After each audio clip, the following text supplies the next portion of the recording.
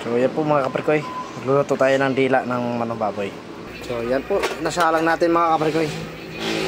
Yan, so antay lang natin yan kumulo, pakuluan lang natin yan bago natin hiwain.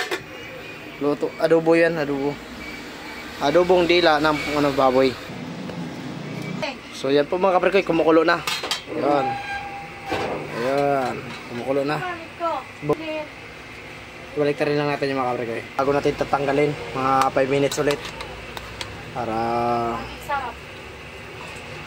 okay, ito po ay napakasarap kasi ito.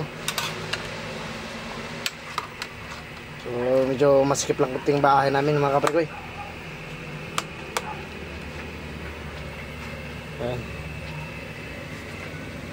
So takpan muna natin mga 5 minutes.